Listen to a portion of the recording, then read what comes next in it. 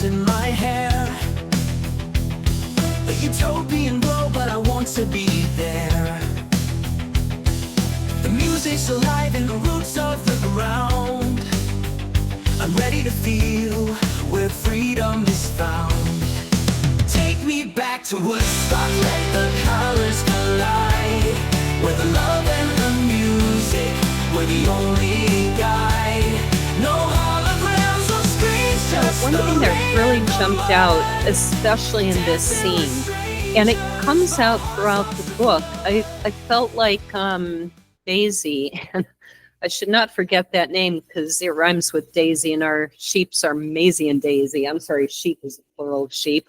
They're Maisie and Daisy and Crinkles. You can call them sheepies to get around sheeps, whatever. If I'm going to live on a farm, I should know what the animals are called. It seems to me that Daisy is, in a way, very naive. Is that sort of a function of this utopia that she has grown up in? I do think that's true. And it's so interesting to me to juxtapose Daisy's, as you put it, naivete, with the fact that she's from this incredibly sophisticated civilization. She can literally sit down and learn Lakota Sioux in a matter of seconds or maybe minutes. She has access to all this knowledge. She's from a very advanced futuristic society, yet when she steps into the 1969 world, she's so completely out of place and so out of her element that it's a really interesting juxtaposition to me. She's going back to a much simpler time, yet she's lost. She doesn't understand the metaphors of the language, which is kind of a humorous device that we use throughout the book to bring a laugh here and there. And she mangles most of them that she attempts. She mangles the slang that she attempts. Right. And she's just, I think her naivete is what makes the book work. It's essentially an outsider story. Mm-hmm. Story. I agree with you. It works. And I thought she also experienced a lot of disillusionment. She had grown up almost worshiping this great-great-great-grandmother who was so much a part of the AI that created the world she lives in. And she's expecting them to just be like that. And she's expecting, there will be this connection and her grandmother will be so excited to meet her. And what does she do? She's probably drugged up. Get rid of her. Take her away. No, I'm not sharing my clothes with her. Yeah, and it's devastating. It's absolutely crushing to Daisy, Sarah at Woodstock. She came there thinking she was going to have this instant relationship with her great-great-grandmother, great-great-great, and Kelly won't even listen to her, won't even tolerate the idea that she is who she says she is. And what a huge... Peace signs and tie-dye are calling my name. In a future so perfect it's almost too tame. I need the chaos, the rawness, the beat, where the earth and the rhythm collide at my feet. I'll trade all the tech for a tambourine song, where everyone's welcome and nothing feels wrong. Utopia is nice, but it's missing the spark of a Hendrix solo in the festival park. Take me back to Woodstock, let the colors collide, where the love and the music. So this stuff feels inspired by everything you would kind of experience in that milieu. And this is the Peace, Love, and Music cocktail. And this is actually, I think, a pretty fun recipe. There's a lot of fun things in this. And what we're going to start off with is we actually have some mint, some peppermint from our garden.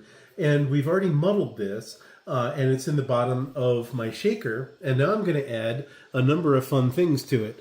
The first is vodka, because it's a nice neutral base for a lot of the other flavors that are going to be coming in on this. So we start off with the drink with about 1.5 ounces of vodka, which will give this this cocktail a nice kick, since many of the other ingredients are much more herbal or natural from that standpoint. Although I think vodka is pretty natural too. The next thing we're going to put in is about 1/2 ounce of elderflower liqueur, which in this case is Saint Germain. This is one of my very favorite liqueurs to make a drink with. It has a very nice floral bouquet that it adds to almost any cocktail, which is nice. Now we're going to add some lemon juice to it. So about an ounce of fresh lemon juice.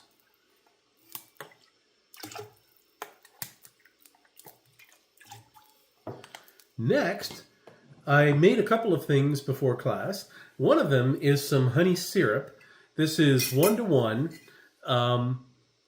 honey to hot water, and then I let it cool to room temperature. So we're going to add about a ½ ounce of honey syrup to this cocktail. And the next thing we have is a chamomile tea, which I also made and then let cool to room temperature. And I'm going to put in 2 ounces of herbal tea into this. So again, we're getting a lot of interesting and wonderful interplay of flavors. You know, and most bars I've ever been to don't really have this kind of a stable of, of ingredients. And we've already got the mint leaves that are in there. And so now, Laura, if you would hand me the bucket of ice, I will add some ice to the shaker in order to give the drink something to shake against for its cold shake, or dry shake, excuse me. So here I have all the ingredients. I'm putting them into the shaker and shaking it away. Then we have a highball glass, which I throw a decent amount of ice in. Keep this cocktail nice and cold. And I garnish it with a lemon wheel, because that will be nice and peaceful and festive, of course, for a Woodstock.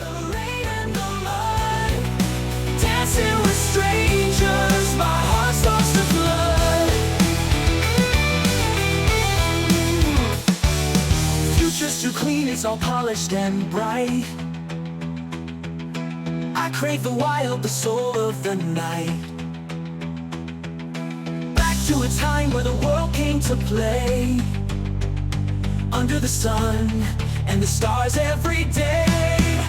Take me back to Woodstock, let the colors collide, where the love and the music were the only guide. No holograms or screens, just the rain and the mud. Dancing with strangers, my heart starts to flood.